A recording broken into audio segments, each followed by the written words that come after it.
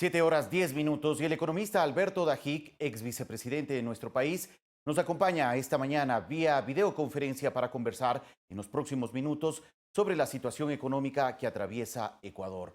Buenos días, economista, gracias por acompañarnos. Muy buenos días. Gracias, muy gentil. Bueno, antes de entrar al tema económico, que es el propósito de esta entrevista, quisiera también contar con un criterio suyo sobre esta cadena nacional en la que participó la noche de ayer el presidente de la República, Lenín Moreno, y ratificaba el compromiso del gobierno nacional de luchar contra la corrupción. ¿Cuánto ha pesado el tema de la corrupción en nuestro país? Buenos días. Buenos días. Es incuestionable que el tema de la corrupción alcanzó niveles nunca antes vistos en los 10 años del gobierno anterior y que lamentablemente no se ha erradicado en la manera, en la forma en que los ecuatorianos hubiésemos deseado. Tome usted el ejemplo de la refinería para poner algo emblemático. 2.300 millones de dólares para repotenciar una refinería que hoy está parada y que demanda cientos de millones de dólares adicionales para mandar a hacer repuestos que no existen y poderla reabrir. Y cuando reabra, será para refinar combustibles a un costo más alto que el que se puede conseguir en el exterior. ¿Cómo lograr recuperar todos esos recursos que estuvieron relacionados al ámbito de la corrupción, ahora en una situación tan crítica y tan compleja que está atravesando el país, donde prácticamente la necesidad de recursos económicos es urgente para poder atender varias necesidades que enfrenta la sociedad ecuatoriana? Bueno, eh, no escuché bien la primera parte, pero supongo que me hace relación a la corrupción hoy. Economista, ¿me escucha? ¿Me escucha ahí? Sí, sí lo A escucho. ver, la pregunta gira en torno a cómo ahora recuperar o tratar de recuperar esos recursos que estuvieron relacionados a temas de corrupción, a casos de corrupción, en medio de una situación actual que está viviendo el país tan compleja. Falta de recursos económicos para atender muchas necesidades de millones de ecuatorianos.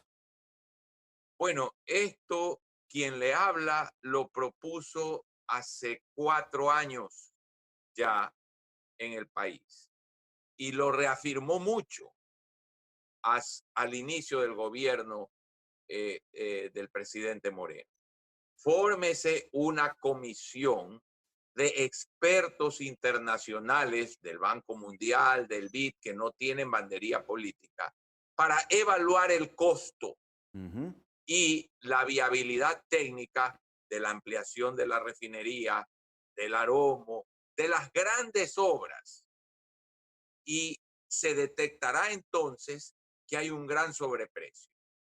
Se llama a las compañías que los hicieron y se les pide una explicación y se las demanda en tribunales internacionales.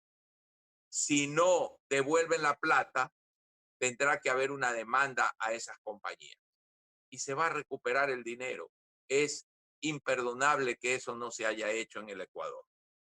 El día de ayer, la noche de ayer, el presidente de la República en la cadena nacional hacía un exhorto a los otros poderes del Estado para trabajar de manera conjunta en la lucha contra la corrupción y sobre todo un llamado a la Asamblea Nacional también para que se pueda dar viabilidad a la aprobación de dos propuestas de ley que habían sido entregadas por el Ejecutivo ya hace algún tiempo. Una para la creación de jueces penales anticorrupción y otra sobre la ley o la propuesta de ley de extinción de dominio. ¿En qué medida usted cree que estas dos propuestas de ley podrían enfrentar este flagelo social? Las leyes pueden ayudar, pero lo más importante es quitarle funciones al sector público que las puede hacer el sector privado. ¿Cuánta corrupción hay en la importación, distribución de combustibles? Déjela que la haga el sector privado. ¿Cuánta corrupción ha habido cuando se construyen obras sin licitación? Los grandes sobreprecios, ¿por qué vinieron? Por esos contratos directos con la China, en, las, en los cuales las centrales hidroeléctricas están sobredimensionadas, con sobreprecio, es decir, y además no funcionan, es decir, una corrupción al cubo. Si se hubiese optado por un préstamo del Banco Mundial o del BID y no directo, habría existido una licitación internacional. Entonces tenemos que entender que lo más importante es prevenir, no tener una ley posterior, prevenir. ¿Y cómo se previene? No gobernando como gobernó la FARC, Familia Revolución Ciudadana. Eso es lo que hay que evitar. Y lamentablemente, prácticas de esa nefasta experiencia ecuatoriana han quedado tan insertadas que hoy en las bolsas de los muertos se ha robado dinero. Sin duda es un tema muy doloroso el que usted ha mencionado y que necesita explicaciones, sobre todo por parte de la justicia. El presidente de la República también mencionaba que es responsabilidad del sistema judicial, de la Contraloría, de la Procuraduría, de la Fiscalía, también trabajar en la recuperación de los recursos que están relacionados o del dinero que está relacionado con los actos de corrupción. Es obvio, pero qué fácil es si una comisión de expertos, alguna vez la llamé Comisión de la Verdad Financiera, o Comisión Financiera de la Verdad, como quiera llamarse, nos presenta los informes del verdadero precio, costo que debieron tener las grandes obras emblemáticas. Y ahí van a saltar culebras y sapos. ¿Cómo es posible que se hayan gastado 2.300 millones en Esmeraldas para una refinería que no funciona y que no hay culpables? Claro, y es necesario ahí que el sistema judicial y los organismos de control tomen y asuman también una responsabilidad y un papel decidido frente a estos casos. Economista, hace pocos días también el presidente de la República ha anunciado una serie de medidas en materia económica y fiscal que lo que buscan es aliviar un poco la situación económica que está enfrentando el país, entre ellos la reducción de la jornada laboral, la eliminación de ciertas empresas públicas, la fijación de una banda para establecer los precios de los combustibles en el país. Con ello se espera más o menos obtener un ahorro para las arcas fiscales cercana a los 4.000 millones de dólares. ¿Es suficiente o son suficientes estas decisiones en materia económica? El Estado ecuatoriano creció del 23%, el gasto público consolidado creció del 23% del PIB al 42% del PIB. Esa es la causa fundamental de la debacle de la economía ecuatoriana.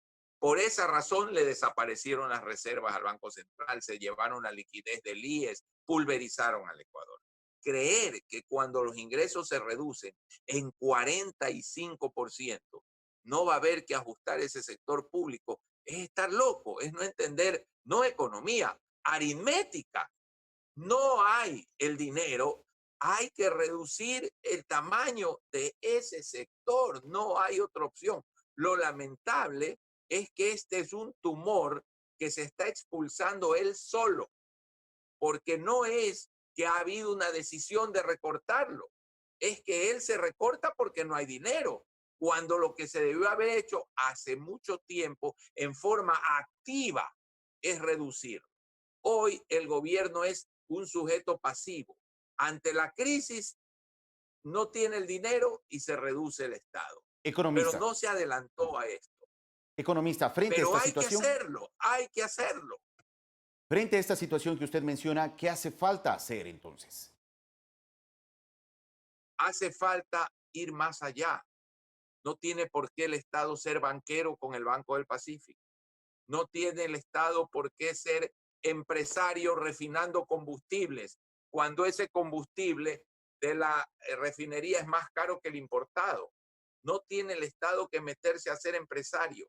Hay que recortar instituciones que tienen burocracia no para ayudar, sino para estorbar al sector productivo, que es el que paga los impuestos. Entonces, el Ecuador tiene que entender que este es el momento de unificarse para ir a una economía libre. Un país requete comunista como la China, con un sistema político perverso, malévolo. Sin embargo, en lo económico, adoptó, para el éxito que ha tenido en lo económico, adoptó una economía libre. ¿Qué país que no haya tenido una economía libre, con flexibilidad laboral, que no tenga todos los obstáculos al comercio exterior, todos los impedimentos que en el Ecuador ha existido, la falta de acuerdos comerciales. ¿Qué economía que tenga subsidios enormes como el subsidio a los combustibles ha producido riqueza en el mundo? ¿Cuál? Eso no existe. Entonces es el momento de entender que lo que falta es tomar la decisión de unirnos los ecuatorianos para emprender un camino que toma décadas, como le ha tomado 50 años a la China llegar a donde está, como le tomó más de 30 años a Chile llegar donde ha llegado hoy, con un proceso de sostener políticas económicas sensatas y no manosearlas con populismo y no manosearlas con intencionalidad política o electoral. Lo que usted nos sugiere entonces de forma general es que el sector privado tenga una mayor participación en la economía y el sector productivo nacional. Es obvio, ¿cuál es el sector que produce y paga los impuestos? ¿El sector estatal? Dame. Se le regaló en la época en que fui ministro de Finanzas, se le regaló un avión. Fue motivo de un escándalo. Luego se le regaló un Boeing 737 nuevos, todos aviones nuevos. Se estrelló en Cuenca. Luego se le regaló un 727 también de paquete nuevo que se estrelló en Bogotá. Bueno, ¿y cuándo ha dejado dinero? ¿En qué gobierno ha dejado dinero? ¿Por qué tiene que el Estado, las aerolíneas estatales, Iberia, aerolíneas argentinas, son modelos de utilidad? ¿Cuándo se va a entender que el Estado debe ser fuerte, pero pequeño? Debe servir para hacer lo que el sector privado no puede hacer, no para hacer mal lo que el sector privado puede hacer mucho mejor. Muchas gracias por su punto de vista y comentarios en torno al tema económico y político que vive el país, economista. Gracias a usted.